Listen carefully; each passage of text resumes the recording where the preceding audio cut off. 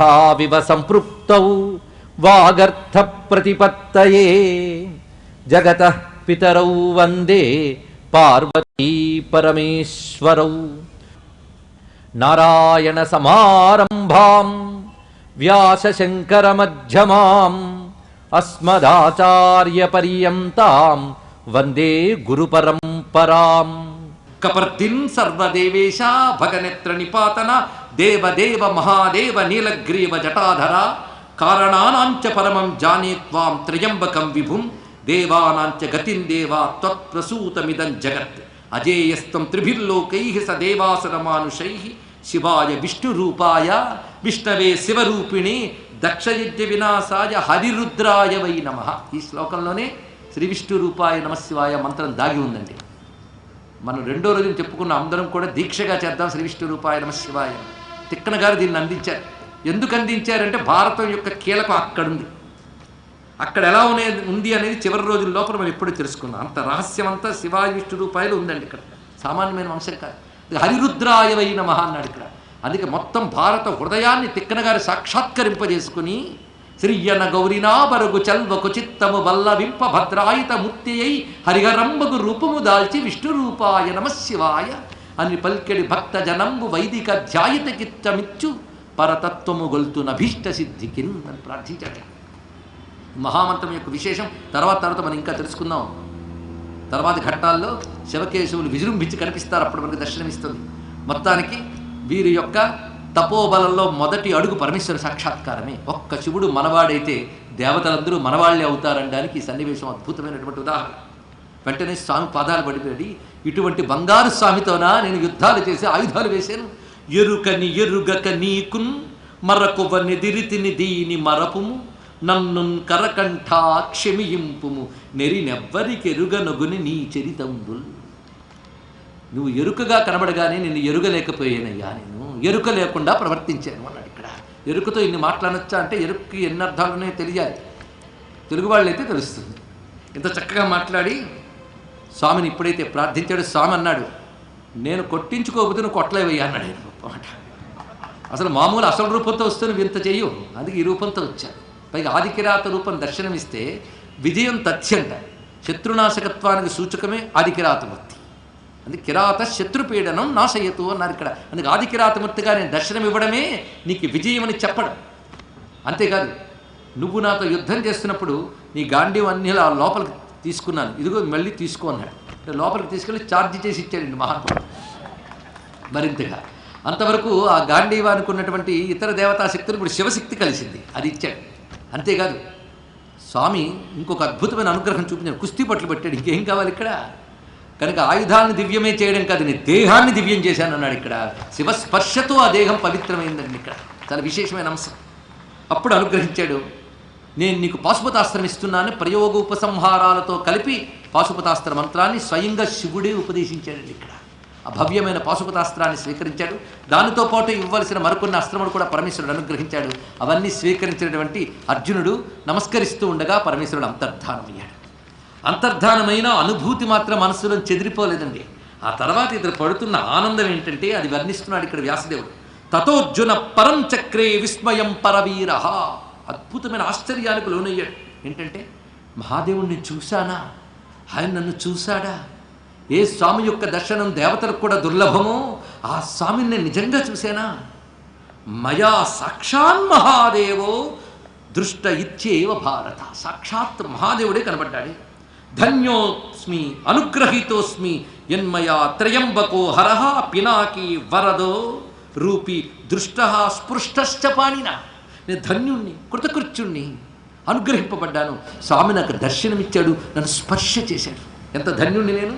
అని కృతార్థంచావగచ్చామి, నేను కృతార్థుణ్ణయ్యాను.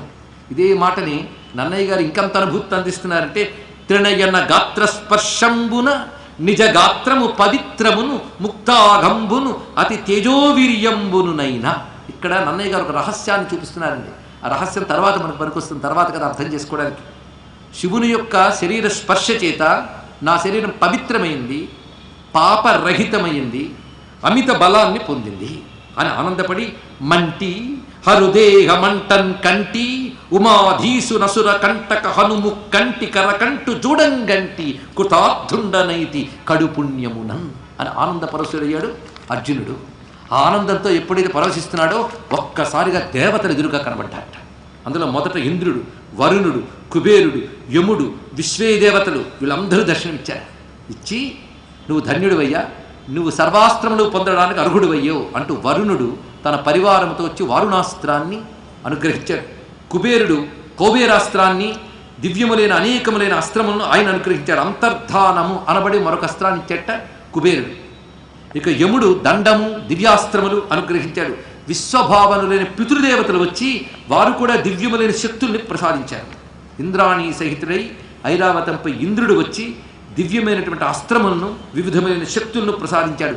దండాస్త్ర, ఐంద్రాస్త్ర ఇత్యాదులన్నీ ఇచ్చి ఇంకా నీకు చాలా చాలా అస్త్రాలు ఇవ్వాలయ్యా, ఇంకా చాలామంది దేవతలు ఉన్నారు, అందుకు నువ్వు ఒక్కసారి స్వర్గానికి నువ్వు రా, అక్కడ నీతో చాలా పని ఉన్నది, కొన్నాళ్ళు అక్కడ ఉందు కానీ పిలిచేటండి. ఇక్కడ నిజానికి ఇంద్రుడికి కోరిక ఎప్పటి నుంచో ఉంది. ఇంద్రాంశతో వచ్చిన వాడే కదా, అందుకు కొడుకుని తీసుకెళ్ళాలని ఎవరికి ఉండదండి, తీసుకెళ్ళాలని ఉన్నది. కానీ ఇన్నాళ్ళు తీసుకెళ్ళడానికి కుదరలేదు, ఇప్పుడు కుదిరిందిట. ఎందువల్ల?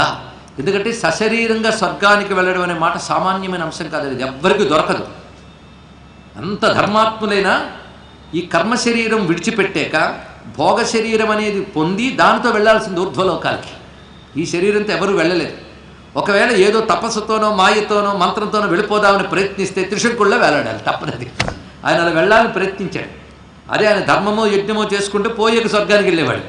ఆశ సశరీరంగా వెళ్ళిపోవాలని, అది సృష్టి విరుద్ధం. అది వశిష్ఠులు ఇవ్వనన్నాడు, కానీ ఏదో తంటాలు పడ్డాడు. ఏ ప్రయత్నము చేయలేదు. పైగా నాకు స్వర్గం అక్కర్లేదు, ఆ లోకాలే అక్కర్లేదు, నా ధర్మం నాకు కావాలనుకుంటే పిలిచి స్వర్గం వస్తుంది. చూడండి ఇక్కడ తెలుసుకోవాల్సింది. అందరు కావాలంటే ఊర్ధ్వలోకాలు రావు, నీ ధర్మాన్ని వంటి పెట్టుకుంటే అన్ని లోకాలు నీ ముందుకు వస్తాయి. ఇది తెలుసుకోవాల్సింది. పిలిచాడు మహానుభావుడు రా అని. ఇప్పుడు ఏమిటయ్యో కొత్త అవకాశం అంటే, నిజానికి భగవంతుడు ఎక్కడ ఉండాల్సిన శరీరం అక్కడ ఇస్తాడండి, ఉపాధులు. ఇది తెలుసుకోవాల్సింది. నీటిలో ఉండడానికి అనువైన శరీరాలు మత్స్యాదులకు ఇచ్చాడు, భూమిపై తిరగడానికి మనకు అనువైన శరీరాలు ఇచ్చాడు. ఇక్కడ ఎక్కడ ఉండడానికి అనువైన శరీరం వాడి కర్మ బట్టి వాడికి భగవంతుడు ఇస్తూ ఉంటాడు. మనం కూడా సముద్ర గర్భాల్లోకి వెళ్ళాలంటే ఒక రకమైన వస్త్రాలు వేసుకుంటాం. యాస్ట్రోనైట్స్ అంతరిక్షాల్లోకి వెళ్ళాలంటే వాళ్ళకు వస్త్రం వేసుకుంటారు. అలాగే స్వర్గాది లోకాలకు వెళ్ళాలంటే ఈ శరీరం పనికిరాదు, ఇది కర్మ శరీరం. ఇది భూమి యందు కర్మని ఆచరిస్తూ ఉండడానికి మాత్రమే పనికొచ్చే శరీరం. అక్కడికి వెళ్ళాలంటే ఈ శరీరం కాదు, భోగ శరీరం కావాలి. దానికి దివ్యత్వం ఉంటుంది, సామాన్యం కాదు. ఇక్కడ ఇది భౌమము, అది దివ్యము. ఇప్పుడు ఈ మహానుభావుడిని పిలిచేట, పైగా మాతలి అనే సారథి ద్వారా, తన స్వయం సారథండి ఆయన. ఆ సారథినిచ్చి తన రథాన్నిచ్చి రథం ఎదురా అన్నట్టు. ఎంత విశేషమైన అంశం ఇది. ఇక్కడ ఇంత భాగ్యం ఎందుకు దొరికిందయ్యా? ఇతని శరీరం దివ్యం ఎలా అయిందంటే, శివుని యొక్క శరీర స్పర్శ చేత అర్జునుడి శరీరమంతా దివ్యమైపోయింది. స్వర్గాది లోకాల్లో సంచరించగలిగిన దివ్య దేహం వచ్చింది. ఇది తెలుసుకోవాల్సిన ప్రధానమైన అంశం. దీన్ని బట్టి పాండవులు ఎలాంటి దేవత స్వరూపులో ఆలోచించుకోండి. అందుకే పాండవుల్ని వ్యాసుడు అనేక చోట్ల సాక్షాత్ దేవరూపులని వర్ణించాడు ఇక్కడ. అలాంటి వారు. అందుకే ఇంద్రుడు ఆ భవ్యమైనటువంటి రథం ద్వారా స్వర్గలోకానికి తీసుకువెళ్ళాడు. 5 ఏళ్ళు ఉన్నాడండి స్వర్గంలో, సామాన్యంగా ఇక్కడ. 5 ఏళ్లలో ఊరికిన కూర్చోలేదు. అస్త్రములు, శస్త్రములు, అన్ని విద్యలు పొందాడు. వాటిని పురస్కరణ చేసుకుంటూ సాధన చేశాడు మహానుభావుడు. ఆ సమయంలో ఇంద్రుడు చిత్రసేనుడు అనేటువంటి గంధర్వుని పిలిపించి ఆయనకు కొన్ని పనులు అప్పచెప్తాడు. ఇతనికి సంగీతాన్ని నువ్వు నేర్పాలి, సంగీతంతో పాటు నాట్యాది వైదుష్యాలు కూడా నేర్పాలి నువ్వు అని చెప్తే, ఇటు సంగీతము ఇతర కళలు అన్నీ నేర్చుకున్నట్ట అర్జునుడు. అంటే అర్జునుడు సర్వకళా ప్రపూర్ణుడు అని మనం తెలుసుకోవాల్సింది. అయితే ఇన్ని నేర్చుకుంటూ ఇంత చేస్తూ మనస్సులో మాత్రం వేదన అలాగే ఉందిట. ఏమిటంటే, తన తల్లి అయిన కుంతి, తన అన్న, పితృ సమానుడైనటువంటి ధర్మరాజు పడుతున్న ఇక్కట్లు ఎప్పుడు తొలగుతాయా అని వేదన మాత్రం ఉందిట. ఇది తెలుసుకోవాల్సింది. తన వారి మేలును మరవకుండా తాను చేసుకోవాల్సింది చేస్తున్నాడు. ఇది ఈ విధంగా ఆలోచన చేస్తూ ఉండగా ఒకసారి చిత్రసేనుడిని ఇంద్రుడు పిలిచాడు.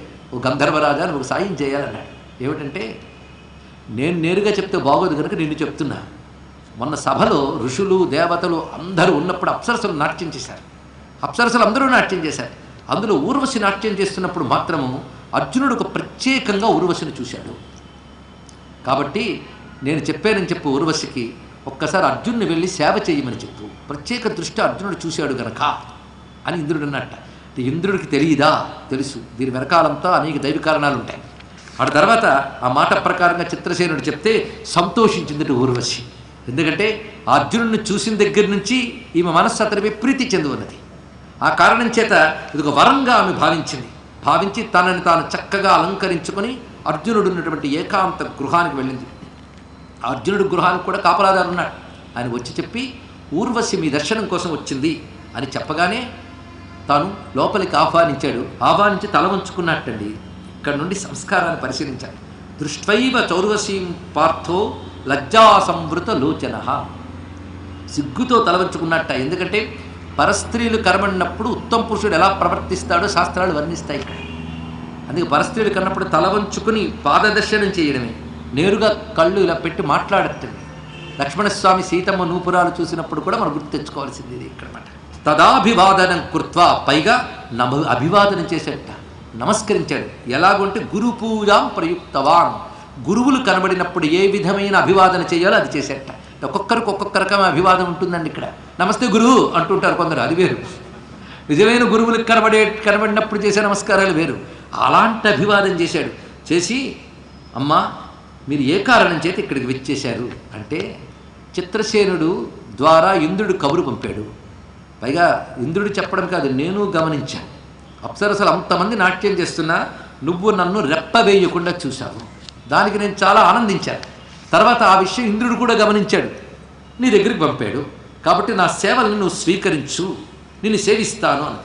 వెంటనే తథా బ్రువతీం శ్రుత్వా భృశం లజ్జావృతోర్జన ఉవాచ కర్ణౌ హస్తాభ్యాం పిధాయ త్రిదశాలి. ఎప్పుడైతే ఈ మాట అన్నదో మరింత సిగ్గు కలిగి రెండు చెవులు మూసుకుని హరి అనుకున్నట్టు ఒక్కసారి వినరానిది విన్నాను, వినరానిది వింటే భగవత్స్మరణ చేయాలి కనుక చేసేట. అప్పుడు అమ్మతో మాట్లాడుతున్నాడు, అమ్మా నువ్వు నాతో చెప్పిన మాట వినడానికే బాధగా ఉన్నది. నా దృష్టిలో నువ్వు గురుపత్నితో సమానము. నాకు కుంతీదేవి ఎలాంటిదో, ఇంద్రుని భార్య అయిన శచీదేవి ఎలాంటిదో, నువ్వు కూడా అటువంటి దానవే. గొప్ప మాట చెప్పండి. యథా కుంతీచ మాద్రీచ శచీ చైవ మమానఘే తథాచ వంశజననీ త్వం హిమేద్య గరీయసి. నువ్వు అలాంటి దానివి. పైగా నువ్వు అన్నావు కన్నార్పకుండా నన్నే చూసావన్నావు. ఆ నిన్ను చూడడం అనేది కాముక దృష్టితో చూడలేదు తల్లి, ఈ తల్లే కదా మా వంశానికి అంతటికీ మూలభూతురాలు అని దృష్టితో చూశాడు. ఎందుకంటే మా వంశం పురూరవుని వల్ల ఏర్పడింది, మా చంద్రవంశం ప్రధానం. ఆ పురూరవునికి నువ్వు పత్నివి, తద్వారా మా వంశం వచ్చింది. ఇన్నాళ్లకి మా వంశానికి మూలమైనటువంటి ఆమెను చూశానన్న ఆనందంతో, వంశవర్ధిని వంశజనని అనే భావంతో ఆ ఆత్మీయంగా నీ పాదాలను దర్శించి, మాకు తల్లివి గనక, మొత్తం వంశానికే మూలము గనక వంశ ప్రవర్తకురాలవి అని ఉద్దేశంతో చూశానమ్మా, గౌరవభావంతో చూశానే కానీ మరేం కాదు తల్లి అని అనగానే, నువ్వు నాకు తల్లివి అంటే నీ మాట చాలా సంతోషం. కానీ ఏ ధర్మాలు ఎవరికి ఏ లోకంలో అనేది ఉంటుంది. అందుకే ధర్మం సాపేక్షం. నీ ధర్మం నీ లోకంలో సమంజసమే. నీ లోకంలో జన్మకు మూలమైనటువంటి నేను తల్లితో సమానం కావచ్చు, కానీ ఈ లోకంలో ఆ వావి వరుసలు చెల్లవు సుమా. ఎందుకంటే ఆ పురూరవుని తర్వాత ఎందరో రాజులు నీ దాకా కొన్ని వేల మంది అయిపోయారు తెలుసా. అయిపోయిన రాజులు పుణ్యాలు పొంది ఇక్కడికి వచ్చి మాలాంటి వాళ్ళ ద్వారానే సుఖాలు పొందారు. ఇప్పుడు ఏం చెప్తారు? కానీ ఇక్కడికి వచ్చాక ఈ ధర్మాలు చెల్లవు సుమా, అది నీ లోకంలో సరిపోతాయి. అంటే ఇక్కడ అర్జునుడు చెప్పిన మాటలు వినాలంటే ఆ మాటల్లో సారాంశాలు వ్యాఖ్యానాలు కావాలి. తల్లి మాకు పూర్వీకులు నీ తర్వాత వచ్చిన మా చంద్రవంశరాజులు ఇక్కడికి వచ్చి ఆనందించారు అంటే వాళ్ళ కర్మదేహాన్ని విడిచిపెట్టి భోగదేహాంతో ఇక్కడికి వచ్చారు. ఇంకా వాళ్ళకి అనుబంధం అనేది లేవు, ఈ దేహం విడిచిపెట్టాక. నేను వాళ్ళలాగా స్వర్గలోకానికి మరణానంతరం వచ్చినటువంటి వాడిని కాదు తల్లి. నేను భారతదేశంలో పుట్టినటువంటి భరతవంశానికి చెందినటువంటి అర్జునుడను. ఈ నామంతో ఆ అర్జున దేహంతో నా అన్నల్ని నా తమ్ముళ్ళని కాపాడుకోవడానికి, నా ధర్మాన్ని కాపాడడానికి ఇక్కడ వచ్చాను. కాబట్టి నేను ఇక్కడ అర్జునుణ్ణి, భరత వంశానికి చెందినవాడిని, భారతదేశానికి చెందినవాడిని. నేను ఇక్కడికి వచ్చినటువంటిది ఒకానొక ఉద్దేశంతో, ఇంద్రుని యొక్క అనుగ్రహం కోసం, అస్త్ర సంపద కోసం వచ్చాను. ఇది తర్వాత నేను చేయవలసిన ధర్మం కోసం. కనుకనే నేను ఇక్కడికి వచ్చినా పాటించవలసింది నా దేశపు ధర్మమే. ఇది తెలుసుకోవాలండి. ఇక్కడ మొత్తం ప్రపంచానికి అర్జునుడు చెప్తున్నటువంటి అద్భుతమైన సందేశం. మనం ఏదో సంపాదించుకోవడానికో లేదా ఇంకా అభివృద్ధి సాధించడానికో మనదైన దేశాన్ని విడిచిపెట్టి మరొక భోగ దేశానికో దేనికో వెళ్ళవచ్చు. వెళితే అక్కడ మన పనితో మనం సంపాదించుకోవాల్సి సంపాదించాలే కానీ మనదైనా మన స్వదేశపు ధర్మాన్ని విడిచిపెట్టరాదు. ఇది తెలుసుకోవాల్సింది. లోకాల్ని వదిలి మరో లోకానికి వెళ్ళినప్పటికీ తన దేశపు ధర్మాన్ని విడిచిపెట్టలేదే మహానుభావుడు అర్జునుడు. అందుకే ఏ దేశమేగినా ఎందు కాలిడినా పొగడరా నీ తల్లి భూమి భారతని. పొగడ్డమే కాదు, భారతీయ ధర్మాన్ని మనం విడిచిపెట్టకూడదు. ఇది తెలుసుకోవాల్సింది. స్వధర్మం అనేది ఇంత గొప్పది. అది ఈ కథ ద్వారా మనం గమనించవలసిన మరొక అంశం. అంతేకాదు, తల్లి నాకు నీ అనుగ్రహం కూడా కావాలి.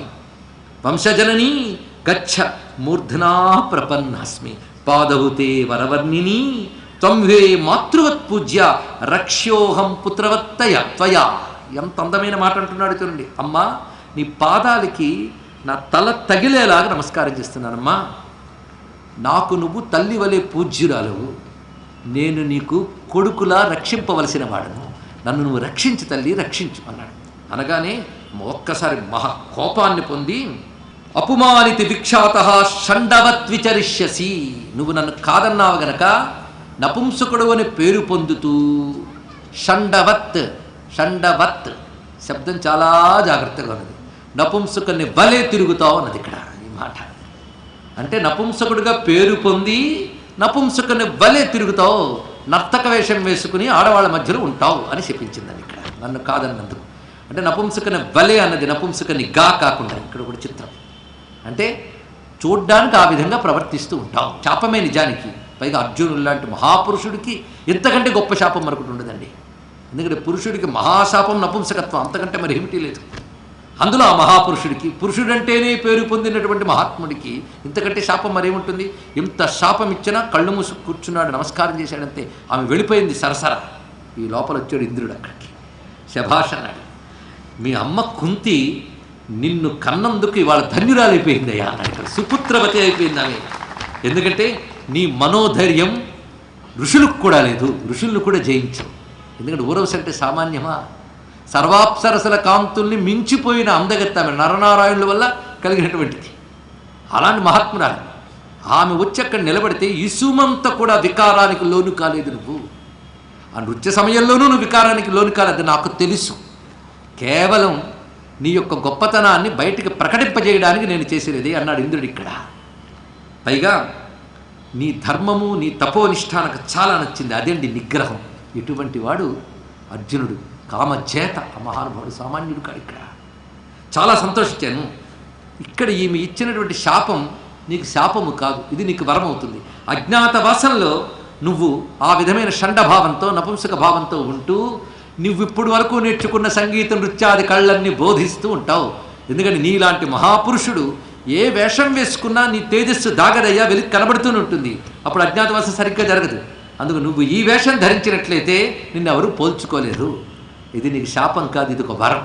అంటే తర్వాత కావలసిన కాలానికి ప్రణాళిక వేస్తూ దానిలో భాగంగా ఇది చేసేట. ఇందులో ఒక్క మాట తెలుసుకోవాల్సింది, సూక్ష్మమైన అంశం ఒకటి ఉందండి.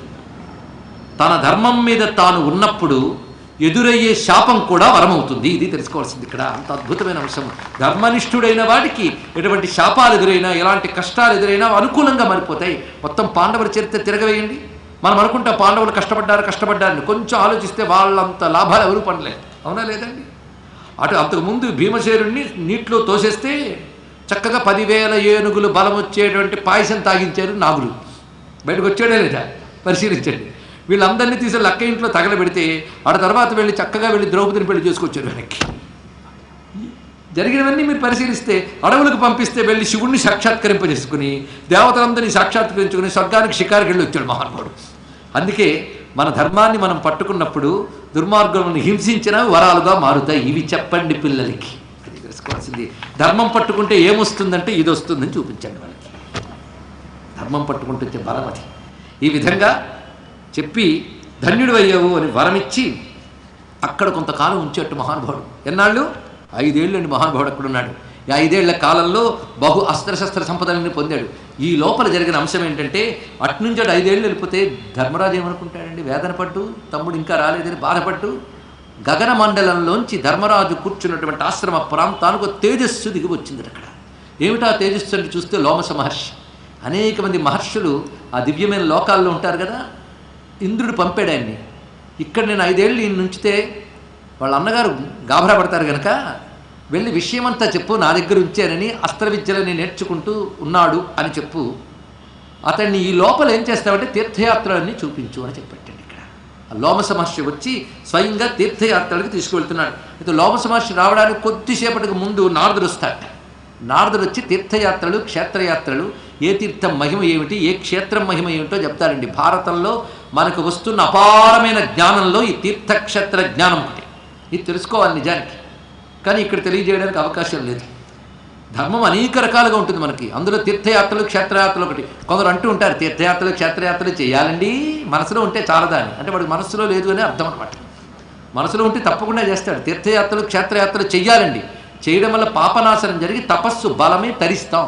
పుణ్యాత్ములు, మహాత్ములు సంచరిస్తుంటారు. నేటికి కూడా ప్రపంచాన్ని తరింపజేయగలిగే శక్తి ఉన్న తీర్థాలు, క్షేత్రాలు భారతదేశంలో మాత్రమే ఉన్నాయి. ఇది తెలుసుకోవాల్సింది. ఇక్కడ ఆసేతు సీతాచలం, ఎన్ని తీర్థాలు, ఎన్ని క్షేత్రాలు, వాటి చరిత్రలు ఇక్కడ నారదులు వారు చెప్తారు. తర్వాత లోమస మహర్షి వీళ్ళని తీసుకువెళుతూ వివరిస్తాడండి. అవి చదువుతుంటే రకరకాల తీర్థాలు, క్షేత్రాల చరిత్ర ఆనాటి నుంచి ఈనాటి వరకు ఈ తీర్థచరిత్రలు ఎలా పదిలంగా దాచబడ్డాయో పరిశీలించండి. ఇక్కడ చిత్రం ఏంటంటే వీటిలో అనేక అంశం రామాయణ కాలంలో కూడా మనకి సీతమ్మ అంటుంది గంగమ్మతో, అమ్మ వనవాస కాలంలో నీ తీరంలో ఉన్న క్షేత్రాలన్నీ చూసొస్తామమ్మా అని. ఆవిడ ఉత్సాహం ఆవిడది, అవన్నీ చూస్తానని ఆవిడకు సరదా, ఆనందం.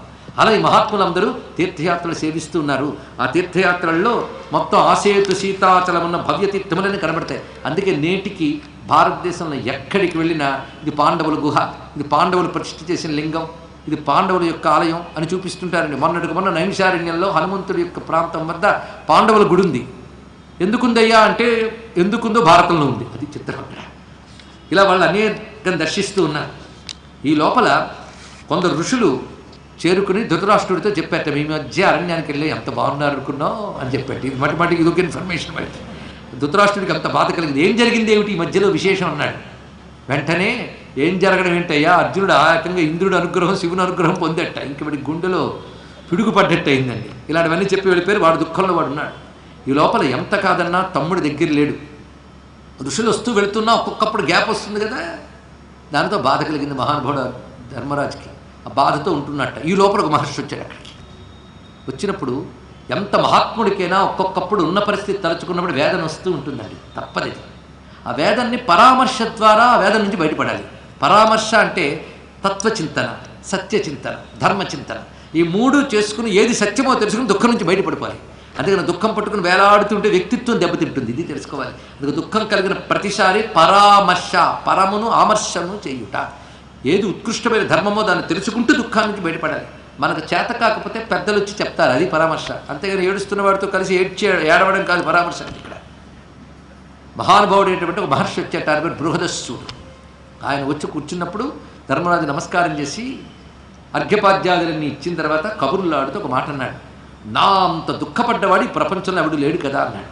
ఇది ఒక మానవ స్వభావం అంటే ఒక సైకలాజికల్ పాయింట్.